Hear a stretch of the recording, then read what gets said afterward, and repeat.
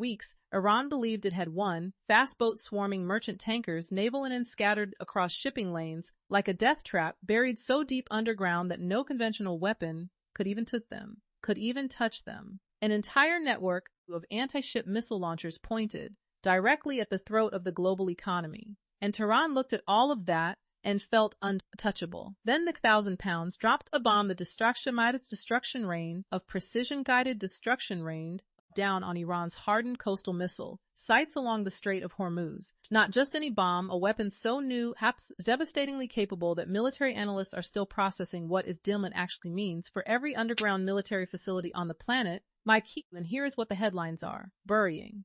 This was not a warning shot, this was not a signal, this was the dismantling of the most sophisticated asymmetric of built and a regional power has ever built, and Iran never saw it coming. Stay with Dr. Olivia Bennett. Subscribe right now and hit that notice. Strait of Hormuz is not just the story of one military strike.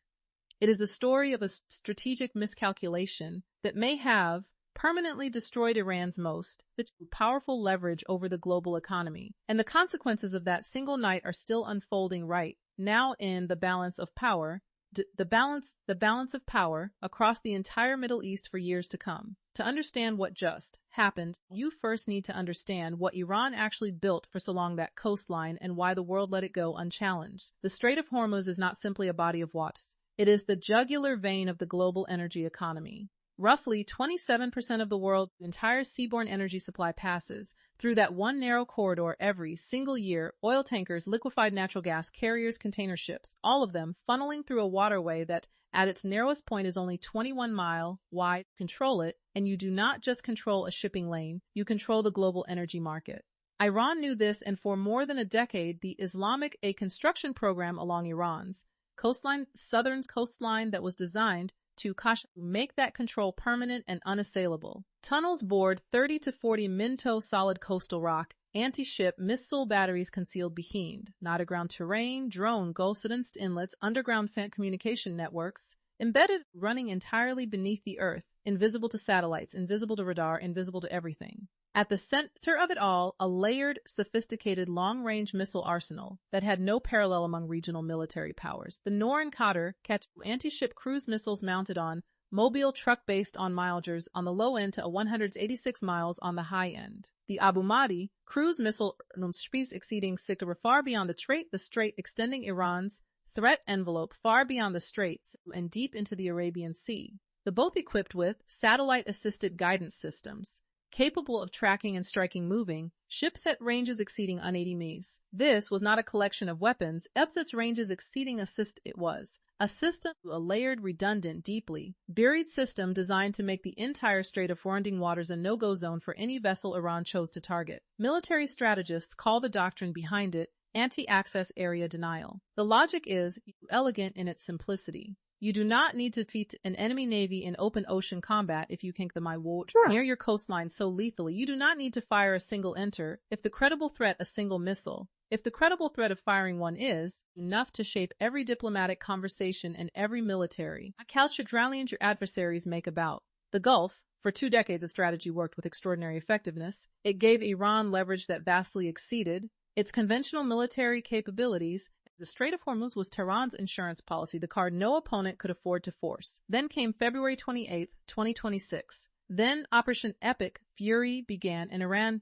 plight strategy, Luktan's blockade strategy, actually looked like in practice, and why it was working. Speedboats armed with sea-skimming missiles darting in and out of the strait, targeting merchant vessels at every opportunity, shipping naval, turning scattered across shipping lanes, cargo into a gamble with, cargo and crew, drone swarms launched to harass, intimidate, and in some cases, strike ships that dared to attempt the passage, and to the ultimate backstop the network of land-based anti-ship missiles buried deep. Catastrophic for global commerce. Worst, catastrophic for global commerce. Almost immediately before this conflict began, the strait was seeing more than 100 vessels per day making the transit. After Iran officially declared the strait closed on March 2nd and began systematically attacking merchant shipping, that number collapsed to barely 3 or 4 ships per day, 3 or 4 out of over 100. Oil prices spiked above $100 per barrel, a rise of more than 40% from the sub-dollars in trading. Before the conflict began, at least 20 ships were attacked in or near the strait. Shipping insurance premiums exploded from fractional percentages of vessel value to levels whereby early March no major insurer would cover the passage at any price.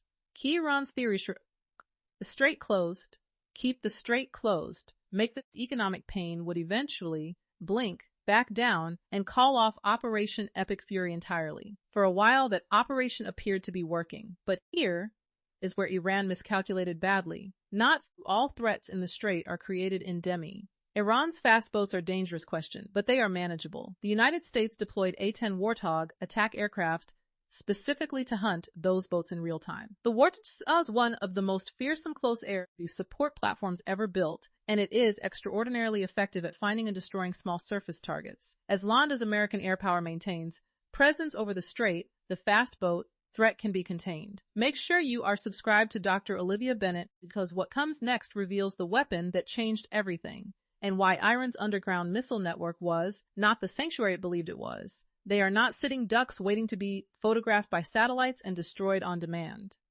And the facilities housing them are buried so deep into coastal and cruise missiles simply cannot reach them. The physics do not work. Even many of America's existing bunker bust munitions lack the penetrating power to, and most heavily, defeat the deepest and most heavily reinforced of Iran's coastal installations. Iran understood this. It had spent decades building and expanding its underground military network precisely because it knew that superiority would belong to its adversaries in any future conflict. If you cannot protect your assets above ground, you go below ground. Simple, effective, and until recently largely successful. The only way to genuinely solve the problem is not to intercept them and destroy the launchers before they can. It is to destroy the launchers before they can ever fire. Eliminate the source, remove the threat permanently. That is what the United States set out to do on March the 17th. And that is where the 72 Advanced 5000 lb Penetrator. The GBU settle for a moment, 5,000 lb Penetrator. Let that weight settle for a moment, 5,000 pounds, more than 2 metric tons of precision-guided destruction. But the GBU designed to destroy what it lands on. It was designed to destroy what Nate on impact. It drives through earth, rock, and reinforced concrete using kinetic energy and a hardened penetrating warhead fires.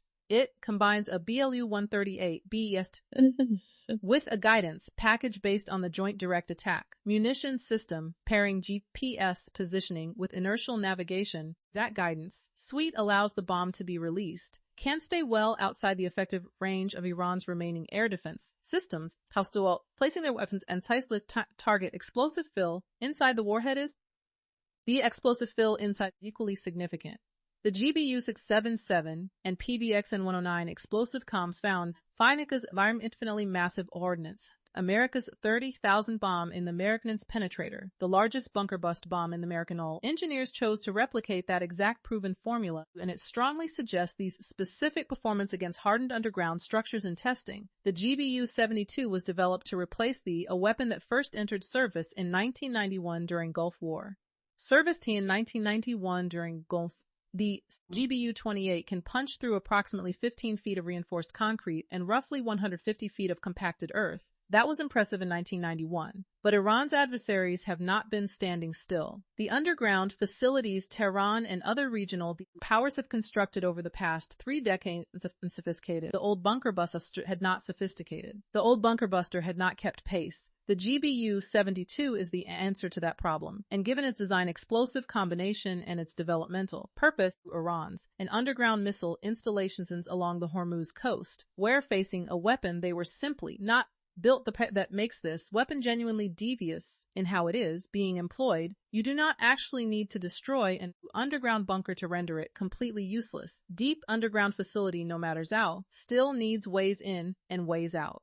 It needs tunnels connecting to the surface. It needs access points through which equipment, personnel, and missile launchers can enter and exit.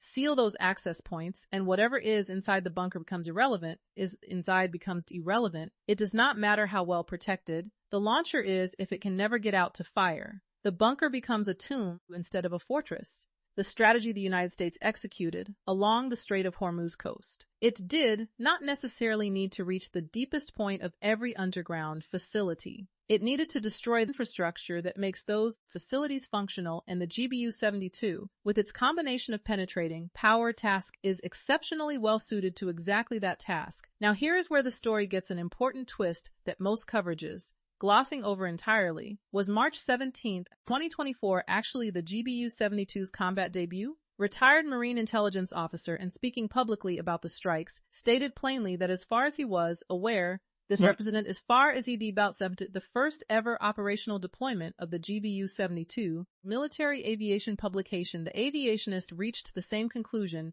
The war zone raised a complicating data point. It referenced a report from May 2024, in which three unnamed U.S. officials told a major news network that the GBU-72 had already been deployed against Houthi targets enormously. The Ram Sea. The Houthis had been running their own campaign against commercial shipping ins the Red Sea, targeting vessels in a key global waterway to create economic disruption. Sound familiar? It should, because the Houthis are not just any group, a proxy force backed, armed, and directed by Tehran. They are, in a very real sense, an extension of Iranian power project. If the 2024 reports are accurate, what that means is that Iran already had indirect exposure to the GBU-72, its own, the receiving end of this weapon nearly 2 years before. Not stop it. Then they definitely could not stop it. And they could not stop it then. They definitely could not now. So how did the United States actually deliver these weapons? Because this is where the scale of the operation becomes genuinely remarkable. Current analysis points to the B-1 Lancer bomber, forward, deployed to RAF Fairford in the United Kingdom as the most likely and primary delivery platform. Each B-1 Lancer is capable of carrying to 12 GBU-72s and a GBU-72s on a cruise. By contrast, an F-15E Strike Eagle can carry just a single GBU-72 per aircraft. Current estimates suggest the United States may have deployed close to 50 of these bombs during the strikes. If that number is correct, you simply cannot achieve that volume of firepower efficiently using the math is straightforward. 4 B-1 Iftiat. 4 B-1 Lancers, each carrying thoughtfuls delivered by 4 airframes. Devastating payload, minimal, none-for, METAV aircraft exposed to any residual Iranian air defenses. And about those air defenses, according to research from the Almar Research and Education Center, the combined Israel's and parallel Operation Roaring Lion have eliminated roughly 85% of Iran's integrated air defense network. What remains are fragmented, isolated pockets of capability, posing a significantly reduced threat aircraft operating at standoff distances. F-15E Strike Eagles are assessed to have participated in the operation in a potentially delivering initial precision strikes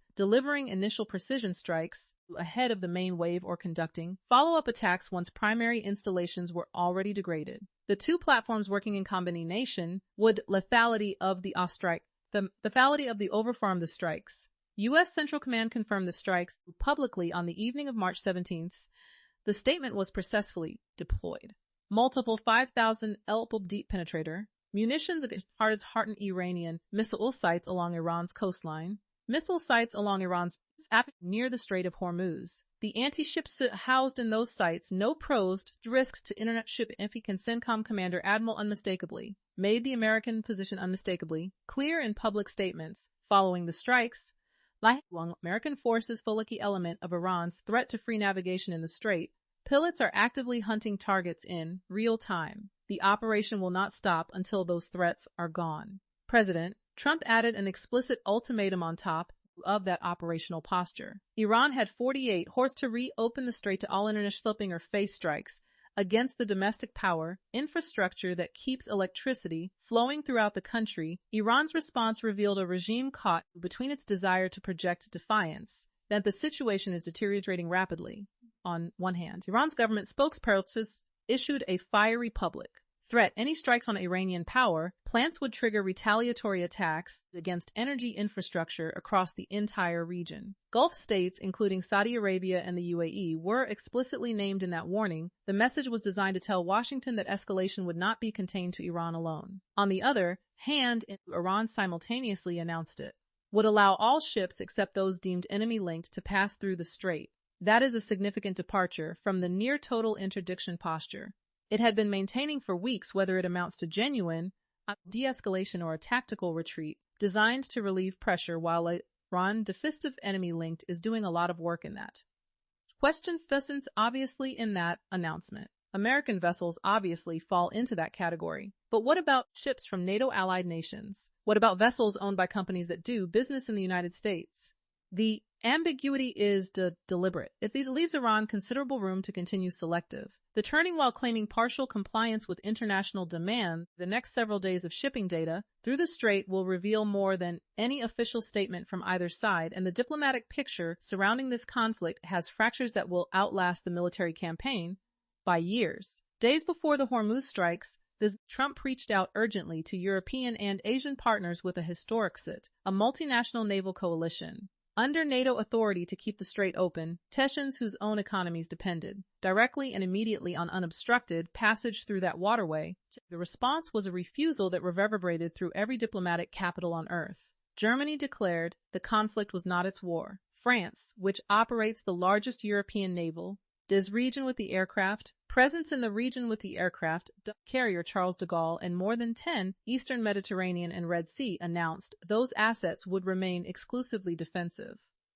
Not one additional ship redirected to Hormuz operations. Trump told reporters from the Oval Office that NATO was making a very foolish mistake. Beijing, receiving roughly a third of through the strait when in 2024 sheltered behind calculated neutrality. Despite its enormous economic stake in the waterway's reopening, Russia watched rising crude prices with composure. Every dollar added then vetoed the UN Security Council resolution on April 7th calling for multilateral military force to reopen the strait. A geopolitical signal, it was unmistakable. This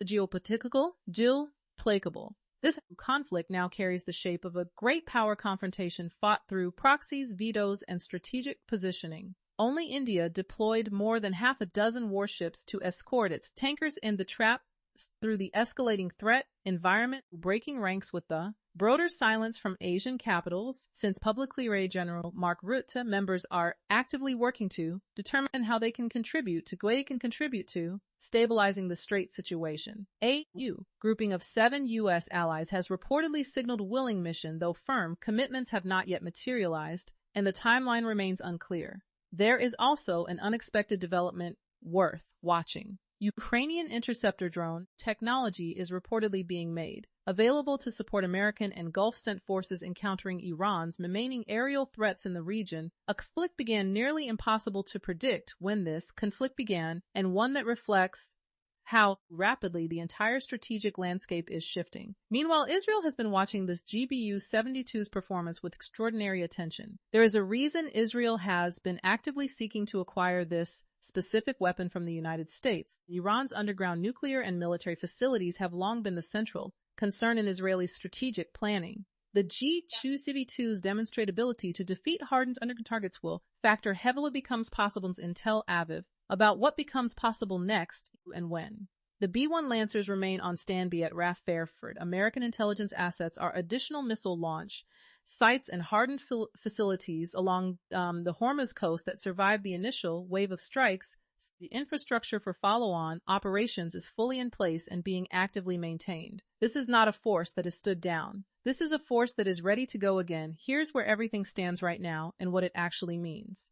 Iran spent years building an underground missile network. It invested enormous resources into burying the launchers infant enough that no adversary could reach them. It watched oil prices spike past $100 per barrel and believed it had found the leverage needed to force Washington to back down. Every part of that calculates single weapon that Chinese engineers apparently did not fully account for when they designed facilities.